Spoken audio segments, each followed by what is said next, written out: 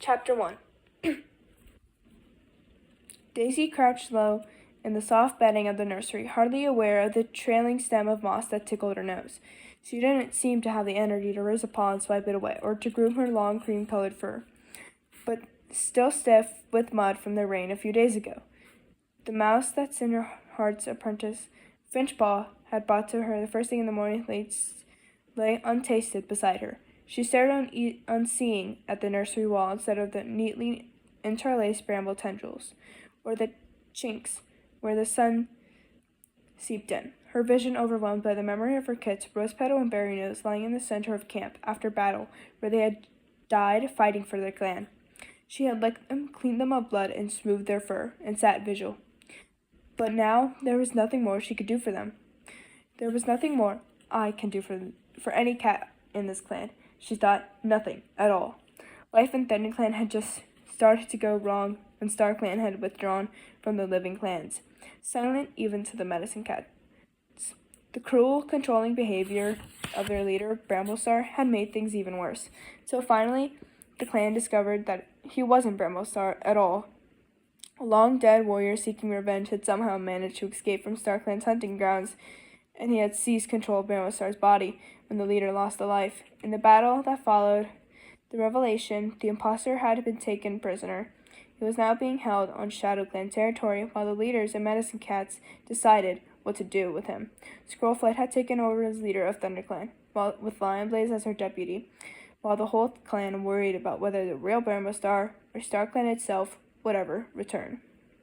But Daisy's anxiety about her clan was swamped by a smothering wave of grief for Rosepetal and Berrynose, and for her other lost kits, Toadstep and Hazeltail, who had died many moons before. Do I belong here in the nursery now? She asked herself. Here where kits are born and cared for? So many of my kits are gone forever. Not for the first time, Daisy wondered if she should have joined the number of her clanmates who had asked Scrollflight for permission to leave the clan for a while. The day before, Flipclaw, Thornclaw, Flywhisker, and Snaptooth had all left, so they could think things through in peace. Even more shocking to every cat, their former deputy, Graystripe, had accompanied them. No cat claimed to understand what was going through the elder's mind or why he made that choice. Even if even a beloved, respected cat like Graystripe is wondering whether ThunderClan is the place for him, Daisy thought, is it really so crazy for me to question my place here? A shadow fell across the entrance to the nursery as Mousewhisker pushed his way inside. He paused, then patted nervously up to Daisy, across the layer of moss that covered the floor. My last surviving kit. Daisy blinked up at him, admiring his strong, muscular body and his thick, soft gray and white pelt. She felt a pang of relief that she at least had Mousewhisker, but love and grief for the kits she had lost threatened to tear her apart. She missed them so terribly it felt like claws digging into her heart. You've been in here for days now, Mousewhisker mewed gently, seeming to sense the raging conflict within his mother. Wouldn't you like to come out and help the clan a little? Maybe go on a hunt or a patrol would make you feel better. I'm not sure. Daisy's voice croaked in her throat. They were the first words she had spoken in days. I don't think I can manage it. I know. Mousewhisker bent over to muzzle his mother's shoulder. His nose pressed up deep into her fur. The Rosepetal and Berrynose want you to move on, to be helpful. Helpful clanmate, you've always prided yourself on being. A swell of fury rose in Daisy's chest, but she forced it down. Where did being a helpful clanmate get me? She asked herself bitterly. I've lost all but one of my kits. Now Mousewhisker is my only surviving kin. But Daisy knew that sooner or later she would have to leave the nursery and find a way to carry on.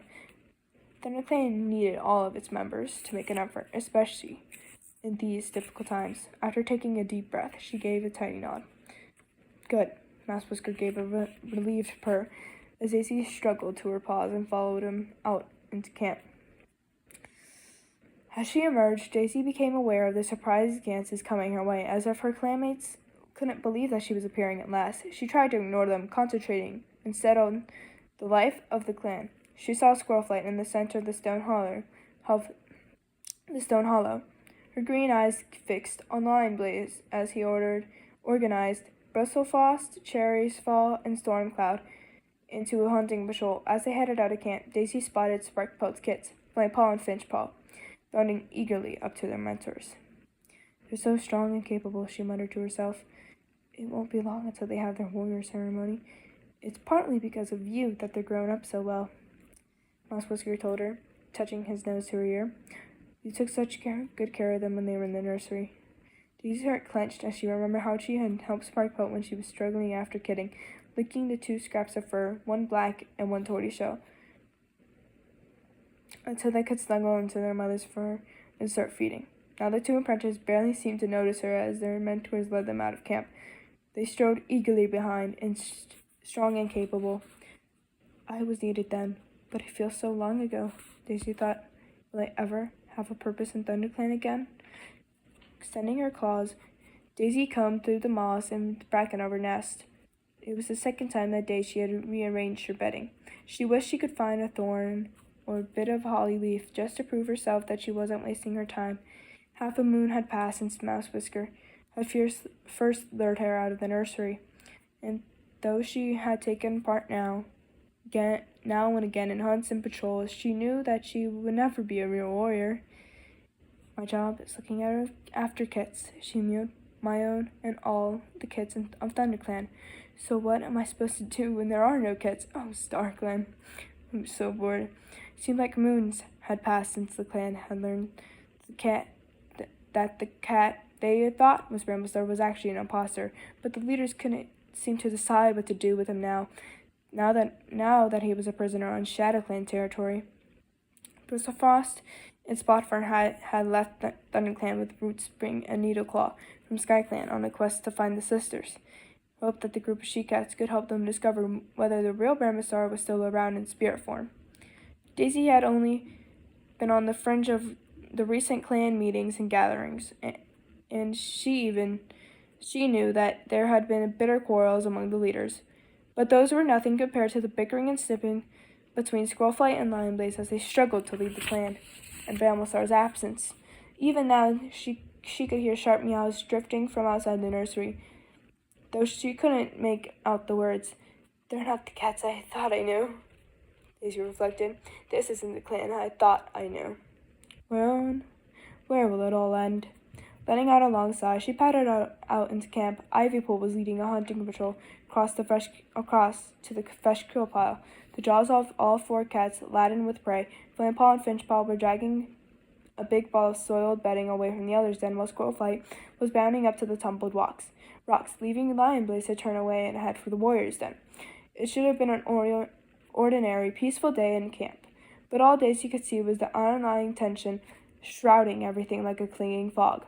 She knew that not every cat accepted Squirrelflight as the new leader, even though they were all hoping it would only be temporary. But what other cat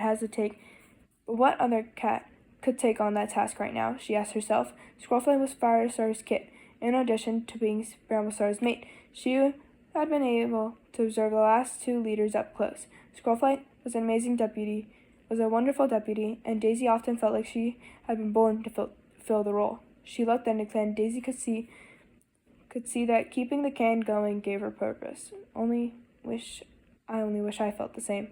She was padding across to choose a piece of prey from the fresh kill pile when scuffling from the camp entrance made her turn back sharply. Mouse Whisker burst into camp with his apprentice, Baypaw, scurrying after him, and Sparkpelt bringing up the rear. Mouse Whisker pelted across camp until he stood underneath the high ledge where Squirrelflight sat. "Squirrelflight," he called. "Smokey from the horse place is outside. He says he wants to talk to Daisy." Daisy stiffened and mingled curiosity and apprehension. She had only lived at the horse place on the other side of the lake, and Smokey had been her mate, the father of her first litter, but Daisy had left her with her kits because she had been afraid that the horse place 2 legs would take them away. She'd made a home for all of them in ThunderClan. Since then, she had occasionally seen Smokey when she passed the horse place on her way to gatherings. But apart from one difficult visit just before the Great Storm, they hadn't had the chance to say much to each other. She couldn't imagine what reason Smokey would have to want with her now. Does Mouse Whisker remember that Smokey is his father? She wondered. He was old enough when I last took him to the horse place. Squirrelflight rose to her paws and arched her back in a long stretch. Did he say what it's about? She asked Mouse Whisker. The gray and white Tom shook his head. It's just that he wanted to see Daisy. Daisy pattered up to stand beside her son and dipped her head respectfully to her clan leader. I'd like to talk to him, if that's okay with you, she meowed. Squirrelflight hesitated, but then gave her a curt nod. Mouse Whisker, bring him in, but keep an eye on him. Mouse Whisker bounded across the clearing and disappeared into the thorn tunnel. Cats across camp gathered around as they heard the news, their eyes glinting with suspicion, and their shoulder fur began to rise. Squirrelflight padded down the tumbled rocks to the floor of the camp, and came to stand close to Daisy. That isn't necessary, Daisy thought, though she didn't say the word that loud. Smokey isn't dangerous. I don't need protecting. It felt like a quarter moon before Mouse Whisker returned, leading Smokey into the stone hollow. Mouse Whisker returned. Together, both strong and muscular, both with fluffy gray and white pelts, Daisy thought that no cat could doubt that they were father and son. She noticed, too, that Mouse Whisker was looking awkward, as if he wasn't sure how to behave toward the cat he scarcely knew, even though they were such close kin. It's good that Smokey came to visit, Daisy thought. Maybe he and Mouse Whisker can get to know each other better, and it'd be nice to talk to them again. But even as she formed that thought, another icy wave of grief washed over her for the kids she had lost in the battle. Barry Nose was Smokey's son, too. Oh, StarClan. I have to break the news to him. Then, as she took in the troubled expression on Smokey's face, Daisy realized that he wasn't just dropping for a pleasant chat. Whatever had brought him to ThunderClan was serious.